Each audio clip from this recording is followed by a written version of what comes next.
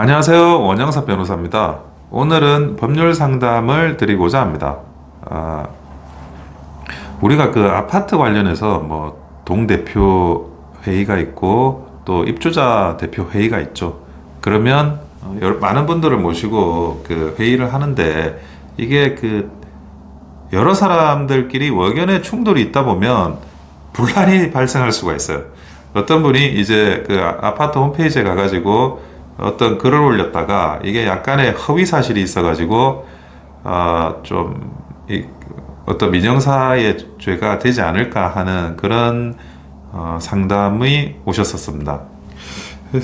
아파트도 나름 그 입주자 대표회의에서 분쟁이 한번 일어나면 그게 좀 오해를 낳고 쉽게 해결이 안 되는 경우가 굉장히 많습니다. 그런 말씀을 좀 드리고자 하고, 그리고 두 번째로는 본론으로 일단 들어가면 어떤 내용이든 그 허위 사실을 공표하게 되면 처벌을 받아요. 그러니까 그게 인터넷 방식으로 하면 정보통신망법 위반이 될 수가 있고, 그게 아니라 뭐 어떤 문건으로 한다 그러면 형법상의 명예훼손죄가 성립을 할 수도 있습니다. 물론 이제 진실한 그 사실을 적시하더라도 명예훼손은 성립할 수 있어요, 이론적으로는. 근데 통상 이제 많이 문제되는 거는 허위 사실을 적시했을 때거든요. 근데 허위의 사실이냐, 아니면 그냥 일종의 의견이냐, 이런 부분들은 굉장히 구분하기가 어려워요, 사실은. 여러분들이 생각하는 의견이 사실일 수도 있고, 여러분들이 생각하는 사실이 의견일 수도 있어요. 근데 이거는 법조인들이 보는 것도 굉장히 어려운 영역이거든요. 그래서 한편으로는 이게 무슨 코에 걸면 코걸이, 귀에 걸면 귀걸이 아니냐, 이런 비판도 있으신데, 실제로 그런 부분이 있습니다. 법원의 판례도 이거를 종합적으로 무엇이 사실이고 무엇이 허위인지는 종합적으로 고려를 해야 된다라고 판별을 해서 딱 이렇게 자르듯이 일도양단할 수가 없다라는 입장이에요. 근데 이제 본인이 이제 쓰신 분은 내가 생각하기에 내가 허위 사실을 썼구나, 이렇게 사실 걱정돼 가지고 상담이 오신 거잖아요.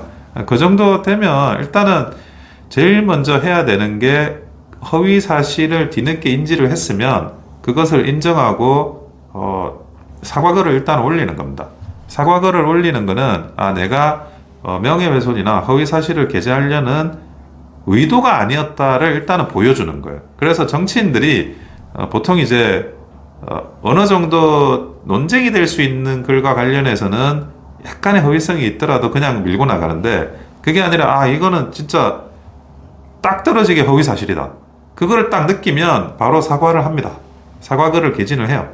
그런 것처럼 이건 상담하시는 분조차 허위를 인지하고 일부러 이제 명예훼손을 하려고 한 건 아님이 분명하실 거고, 그리고 나중에라도 사후적으로도 내가 이야기한 게 허위 사실이었다, 이걸 인지가 된다, 그러면 그 부분에 대해서 반드시 이제 어떤 부분이 허위였고 나도 나중에 알았고 이 부분은 양해를 구한다라는 취지의 그런 걸 한번 게시를 해주는 게 좋습니다. 그리고 기본적으로 그 공익적인 목적이 있다 그러면 이런 명예훼손은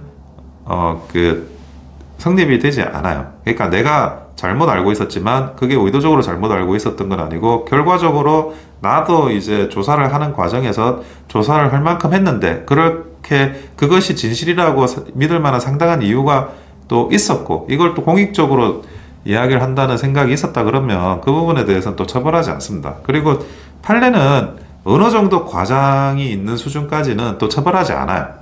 무슨 말이냐, 말을 할 때는 그 100% 어떤 정밀도라는 게 존재하진 않거든요. 아까 말씀드렸다시피 판례라는 것도 사실과 의견의 영역이라는 게 굉장히 좀 모호할 수 있다라는 건 기본 전제로 하고 있어요. 그러면 사실이나 이런 의견의 영역도 모호한데 약간의 과장이라는 것도 그거 가지고 전체적인 맥락이 진실이라고 하면 처벌할 수 있느냐, 그것도 처벌하면 안 된다는 겁니다. 그래서 그런 어떤 생각을 가지고 형사 문제는 접근하셔야 되고, 근데 민사도 또 있을 수 있어요. 민사는 이제 위자료 상당의 손해배상을 요구하게 되거든요.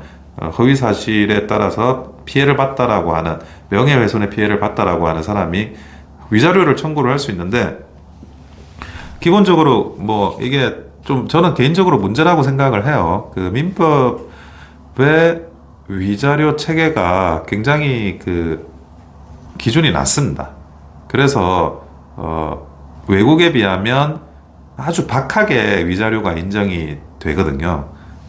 그래서 뭐 그런 부분을 가지고 변호사를 선임해서 위자료 상당, 명예훼손 위자료 상당을 청구하는 소송을 하게 되면 이 변호사비 빼고 뭐 남는 것도 없는 상황이 되거나 오히려 변호사 비용을 더 사실은 지불하고 위자료보다 그렇게 하는 경우도 사실 발생을 해요. 이게 저는 형사 정책이나 사법 정책이나 민사 정책으로 좀 적절하지 않다는 생각을 가지고 있는데 현실적으로 그렇습니다. 그래서 소송을 하고 손해배상을 청구하시는 분도 손해배상을 청구할 가능성이 일단 좀 낮고 그리고 그 손해배상을 청구를 받는다 하더라도 그 위자료 금액이 별로 큰 금액이 되지는 않는다는 전제에서 그런 민사 손해배상 청구에 임하셔야 될 것 같습니다. 형사 민사라는 게 이게 그 하나의 민사만 있는 사건이면 모르겠는데 명예훼손은 형사가 같이 이렇게 동조가 되거든요. 그래서 형민사가 같이 왔다 갔다 하는 경우가 있어요. 서로가 서로를 이렇게 보완하기도 하고 그런 경우가 발생을 하는데 그래도 일단은 뭐 허위 사실을 인지했으면 사과를 하고 그리고 그 위자료 상당의 손해배상 그 금액은 크지 않다는 걸 전제해서 대응을 하셔라. 그렇게 말씀을 드립니다. 이상 원영섭 변호사였습니다. 좋아요와 구독은 큰 힘이 됩니다. 감사합니다.